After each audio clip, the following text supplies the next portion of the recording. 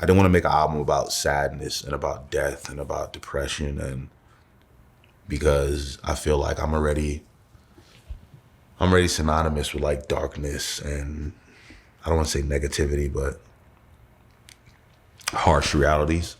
So me making a whole album about that I don't think I'm ready for that, and I'm still processing a lot of stuff. I don't talk about this stuff. I don't talk about this at all.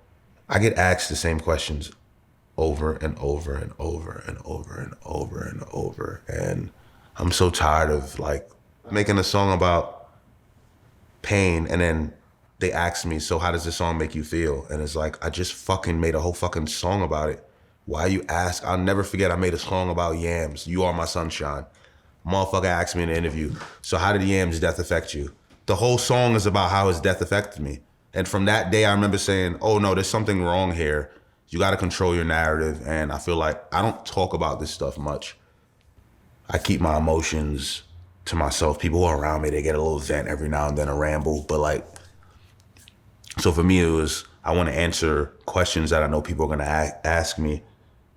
And I wanna answer it in the most rawest form. So I don't ever feel guilty next time when I don't wanna give the real answer or I don't give a fuck. I came here today saying I'm just gonna talk and be who I am because this is for me to reveal, not for you to pull out of me. Everyone's biggest fear is to be in shame. Something like living up to what people's perception of you, you can never live up to someone, especially someone who thinks very highly of you. You really can't. It's not easy to talk to people like that. So if you do have anybody that could listen to you without giving you shame, you really are supposed to indulge in that person as much as possible. But it's crazy because you also don't want to give your burden too much to people, especially people that you love. My auntie Paulette, well, she says I can call her about anything, but my auntie Paulette's also recovering from breast cancer, a fighter. She beat that, and she goes through things in her life, and I don't want to call her and give her my burden because she done fought so hard to enjoy life that me in my head is like, this is my struggle. Don't give it to this person. And then I mess around and fucking talk to them about it, and it makes me feel better. And they tell me, yo, bro, you should talk to me about this. So it's like this little paradox, this dance that you do in your mind. I don't know if I'm speaking for myself or for you, but we do sometimes of like, I don't want to put my burden onto these people because I love them so much. And I feel like I got myself here. I got to get myself out of it. One thing that my father did give me is my name. He called me Meechy. He called me Meech. He gave me that name. And outside of that, he gave me my confidence. He was a music man. He was big into mostly reggae music, though. I can't front. It was a lot of Sizzla, a lot of Capleton, Barris Hammond, Barrington Levy. Just like, that's what we really listened to. I want to say my father was legit my biggest fan on the planet Earth. Like, he was so proud. Like, not just of me, of Eric and Juice. He's like, you niggas doing it. Like, he was so fucking proud. He was like a Super Bowl dad or some shit like that. He was mad proud, bro. When he's at shows, he was so proud. And he would tell me that all the time. I know a lot of people don't get that with their parents, which is why I'm so grateful. Like, he told me how much he loved me. He told me how proud he was of me. He told me, yo, you're the chosen one. You're the one. He told me all of these things. So I can honestly say that, like, it wasn't a closeted love. It wasn't like I have to hear from a cousin or my uncle that he literally championed. You go on his Facebook right now, you'll see posts from the beginning still, like, he championed us, like, told everybody at his job about us, would wear my shirt, wear zombie shirts, and every chance he got, he was the biggest fan, like, was legit the biggest fan. My father was such a loved man, and I really mean this, like, he's like he touched so much fucking people, bro. Like, he is a legend. My pops was a legend, bro. I don't care what nobody said. You ask anybody who fucked with him, they'll tell you that nigga was a legend. The community around my father was not aware of what was going on with him. Some people knew something was off or something was wrong. But once he got on his medicine and stabilized, I knew something was wrong because he wasn't himself. He still was, something was there, but the medicine, it dimmed his light. It made him sleepy and tired and lethargic and gaining weight and just, he's not fully there. And I understand why these people that suffer from that illness or any illness like that get into that battle of, I know everyone else thinks I'm good, but I don't feel good inside. He would take the medicine and be good, but it's fucking with him. It's really destroying him low-key. And they're not doing their job to find a perfect cocktail to help this man. It's just take this medicine and go about your life until you delete and expire. That's essentially what they do. They're not really working on anything. And it got harder for him, and he probably psychologically told himself, yo, I'm better. I made myself better. I don't need this medicine. And he just decided he was just gonna stop taking that shit. He ain't want no parts of that shit no more. And part of me didn't blame him because he probably was more free than he's ever been, you know? But then it's like, at what cost? Now I lost you. We held him down though. My grandma literally held him the fuck down. My grandma moved him into the house and went to the hospital every single time there was an issue and he got something happen with him. She fought, like she literally fought. She don't play no games. Like I said, she gonna find out like, well, he weighs this amount of pounds and I Googled this and based off his weight, he's supposed to be served this dosage. She don't play none of that. She don't care if this home cooked food is not allowed in here. She's bringing the oxtail and rice. A song that we made called You and I, this is kind of why I don't really make songs like that anymore where I talk about very specific, or I wasn't even being specific in this song, but try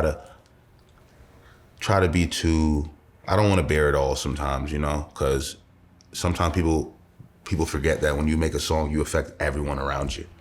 So if I say something about the way I was raised, my mother can take offense to that because she's like, boy, I raised you. You wasn't raised like that. And that's her perspective.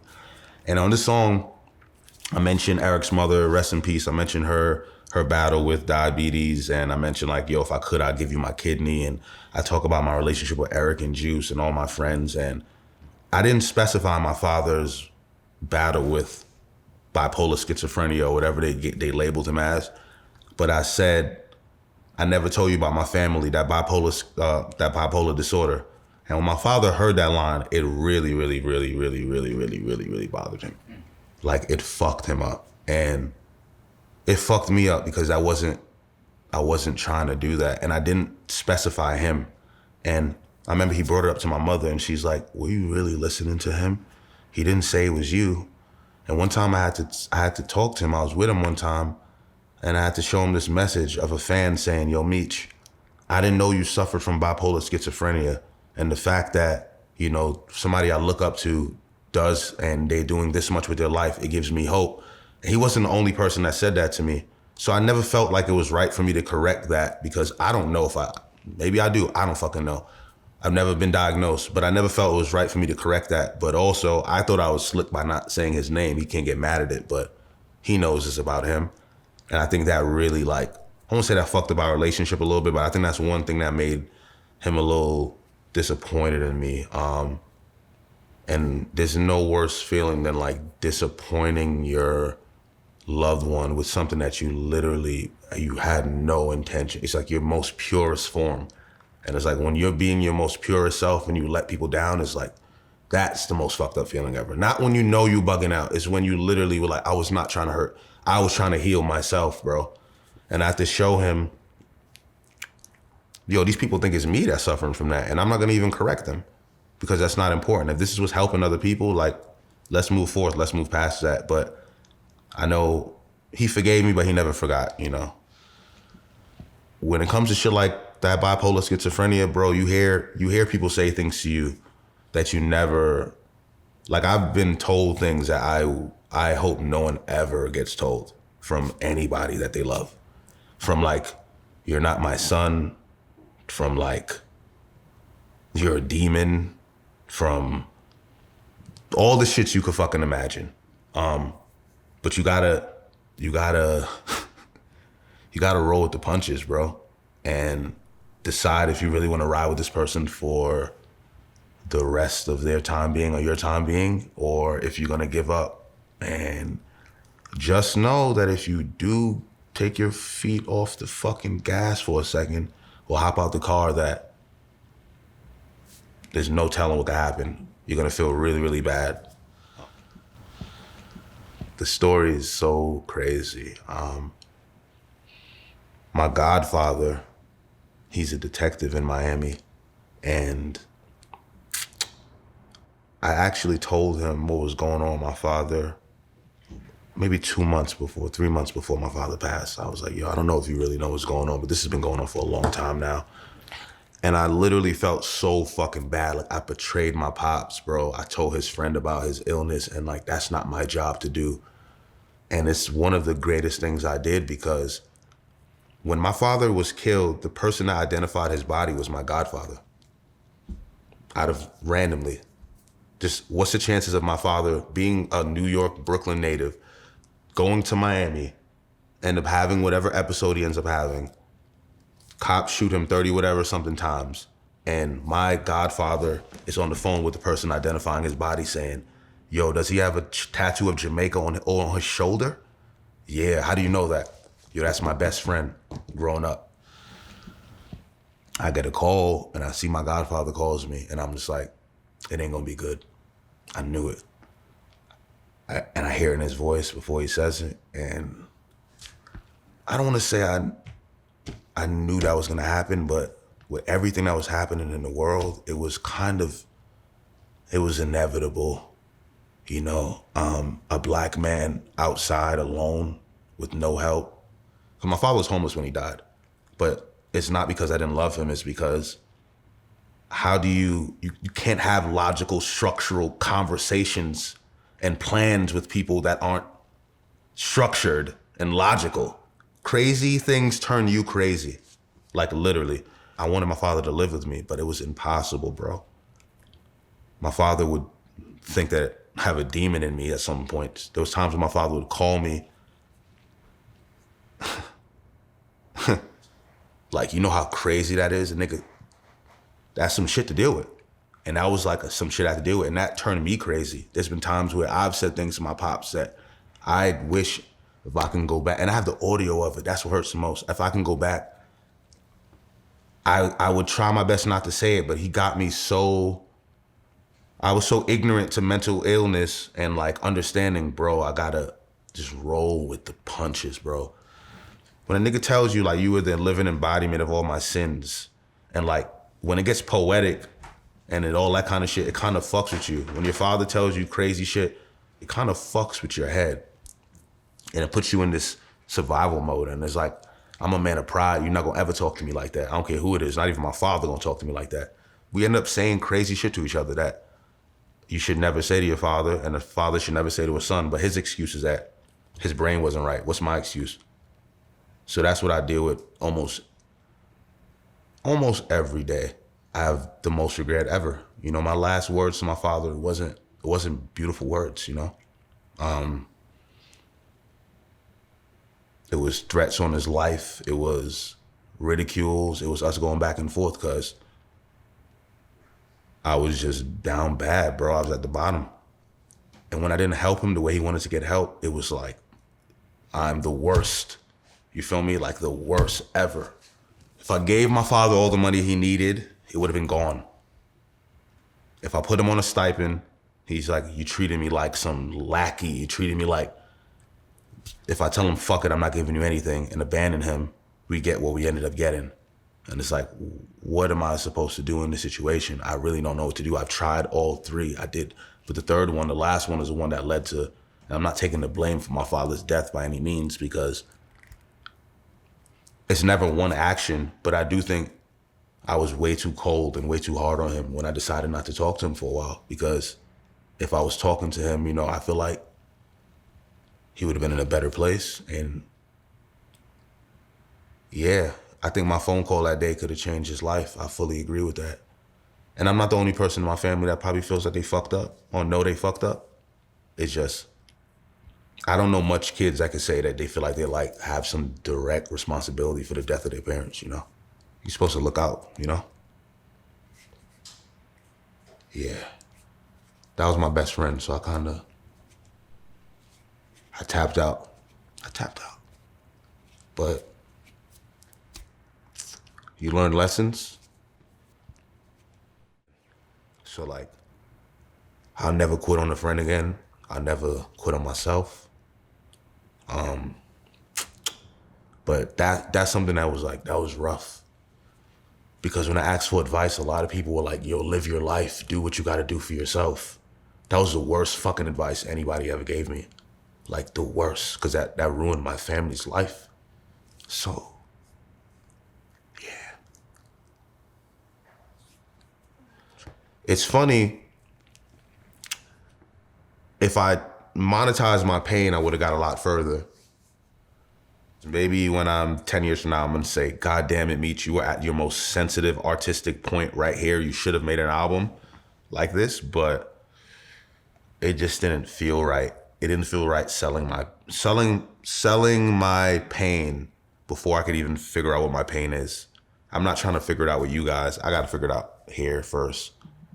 And I think artists do that too much. You know, we give a lot and give. You gotta give yourself some time. I gave myself a lot of space. You gotta, as an artist, you gotta control your psyche and take care of your mental, man, because that's all we got. Like literally, that's our everything.